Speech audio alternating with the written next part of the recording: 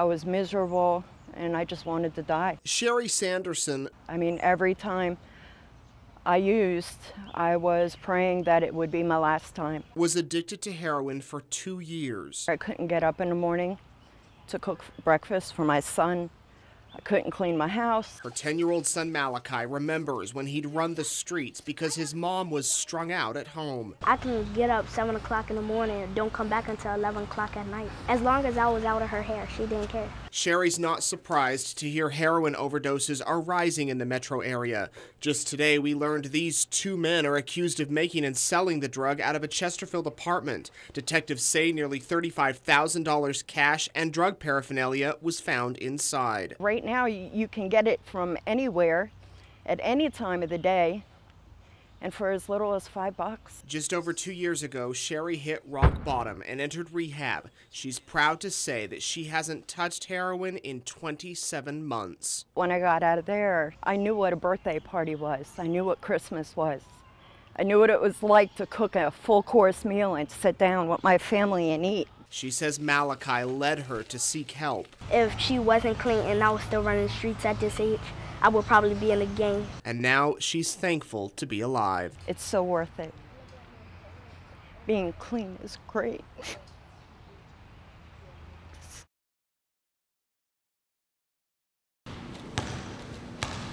He's fast, determined, and one of the best teenage wheelchair basketball players in America. It's a lot of fun. Blake Rush loves the game and doesn't let the fact that he can't walk get in the way. I like being the point guard because you gotta kind of control everything that's going on in the court. Born with spina bifida, Blake's been in a wheelchair his entire life. But 8 years ago, when his friends started playing basketball, he didn't want to be left out.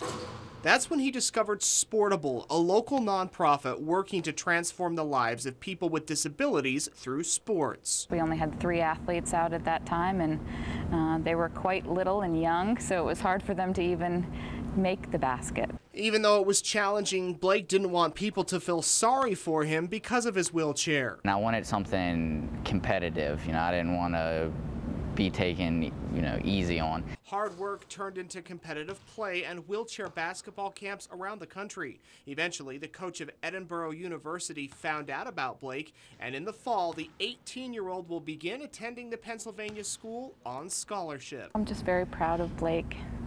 He's really worked really hard. It's not easy, and he's done an amazing job. Blake says he never dreamed he'd end up being a college athlete and hopes it's just the beginning of a whole new chapter. That's my dream one day, is to be on the U.S. national team. I can see Paralympics in his future for sure.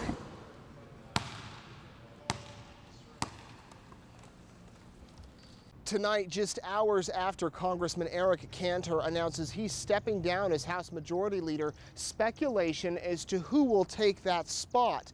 This as Cantor's fellow congressmen are speaking out about yesterday's vote, one saying Virginians made a bad decision. I think Virginia made a huge mistake, and they're going to regret it. Mississippi Congressman Stephen Palazzo sharing his thoughts after learning Eric Cantor will no longer be House Majority Leader. It's a sad day for the House, sad day for America.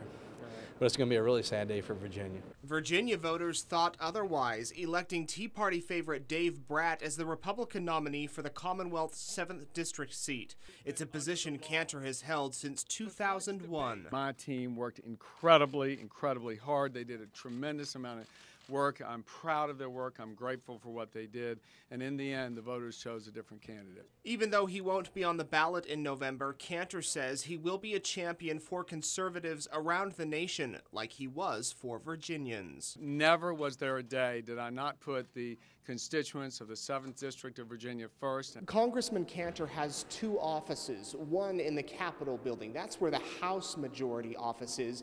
And then there's this one right here in another building where the majority of Congress members have their everyday offices. Tonight, Cantor's office is locked, it's dark, and we're told he hasn't worked out of this office for years. But come July 31st, he'll be moving back in. This place will miss him terribly, and I just got to say to you, when we have leaders like that, sometimes we don't appreciate them till they're gone.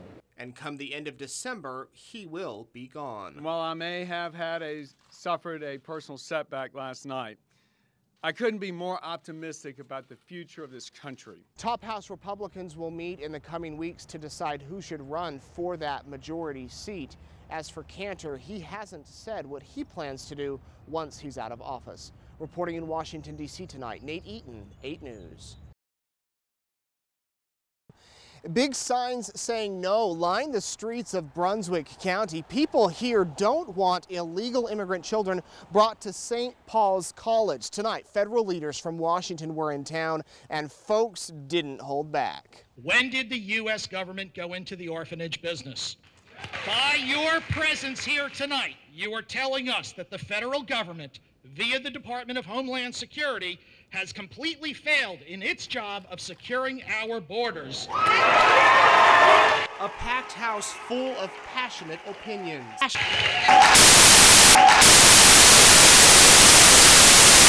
Tonight, over 1,000 people met with U.S. Department of Health and Human Services representatives. The issue, UACs, unaccompanied alien children. 60,000 will enter America this year, and the government is scrambling to find places for them. St. Paul's College, which closed last year, was on the list, but local leaders say no one told them.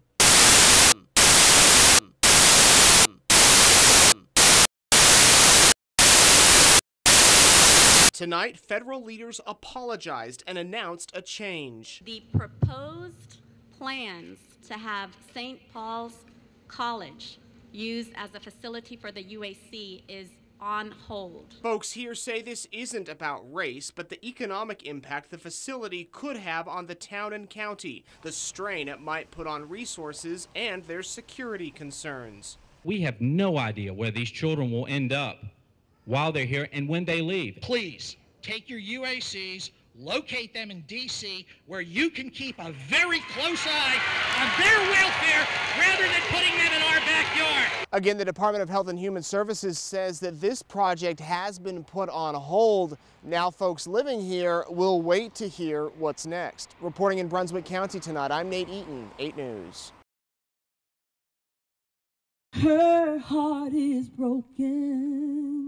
Through music, because her heart is hurting. Prayer, we thank you, God, for the life of Austin. And word. He was so adorable. Like he's the quiet one out of the bunch. Austin Spratley is remembered. You know, it kind of hurt me right now because he's gone. While the 2-year-old may have lived a short time, Lord, we know that he was so precious that you decided to take him back into your arms. His life is one those closest to him will always remember. We know he in heaven. It was just last week when police were called to Austin's home, where 43-year-old Kevin Webb was babysitting. Officers say the boy had bruises and a broken rib. He was taken to the hospital where he died. I appreciate all the support and everything that everybody did for us. Tonight, Austin's mother, so overcome with grief, left her son's vigil early, but the young boy's grandfather says his grief has turned to anger. The one that did this to little Austin, you better stay in there as long as you can. Because if you ever get out, believe me, your is mine. Your is mine. What about the children? Austin's family members believe they'll see him again as his memories live on in their hearts. We love you, Austin. We love you, Austin. We love you, Austin.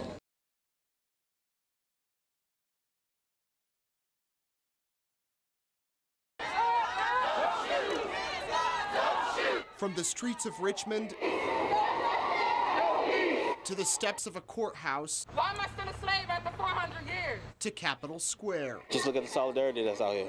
Tonight, hundreds gathered with large signs, loud voices, and a message of injustice for the death of Michael Brown. Well, I've seen my friends killed, my friends brutalized by police officers, and I could have been Mike Brown. It's open season for the black man, women, and children. Folks met on the steps of the John Marshall Courts building, many expressing anger at the jury's decision not to indict police officer Darren Wilson. The badge is slowly becoming a license to kill, and that's what it's turning into all over the United States. The protesters left the courthouse, then marched to the governor's mansion and the Capitol, where they held a moment of silence for 4.5 minutes. Then they marched back to the courthouse.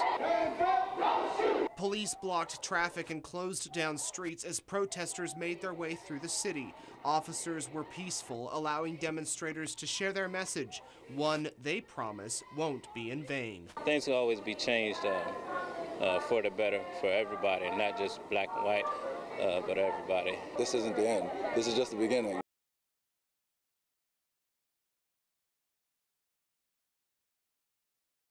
Y'all waiting for an accident to happen.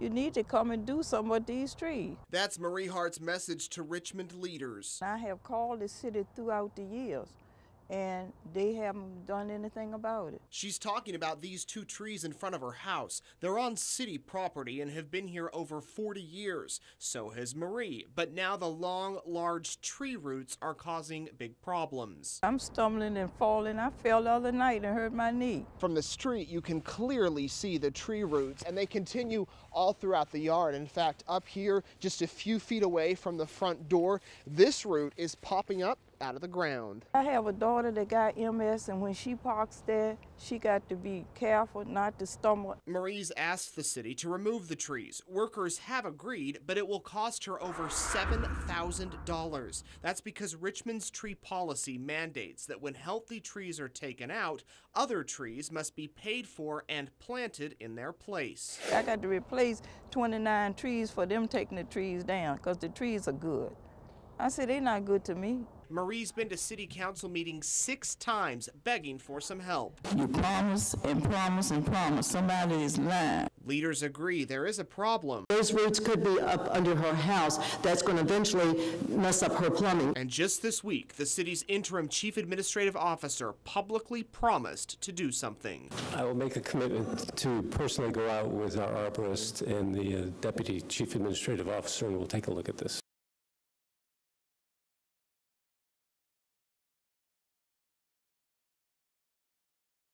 Then I was on the floor. She was on the floor? And I was breathing. Rasheed Jackson knew something was seriously wrong. Grandma was down there when his grandmother suddenly collapsed and stopped moving. I just suddenly passed off. The 2 were home alone. It was late. Rasheed's mom was at work and his aunt was shopping. And I get a phone call from my nephew. Said his nana had passed out.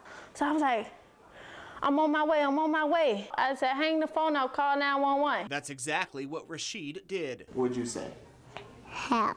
He stayed on the phone until paramedics arrived, but they couldn't get in because of the chain door lock. The 4-year-old knew just what to do. He got up there, took the change up, and opened up the door. At this week's school board meeting, It is with great pleasure I introduce to you young Mr. Rasheed Jackson. Rasheed received a standing ovation and was given this special certificate. And we want to tell you that we love you and we appreciate you, and we're so glad that you were there to take care of your grandmother. He's a hero. Rasheed's been getting some special attention on the bus and at school for what he did, not to mention his family will be forever thankful. Good that he know his numbers and know how to work a phone. Would you call your grandson a hero? Yes, my hero.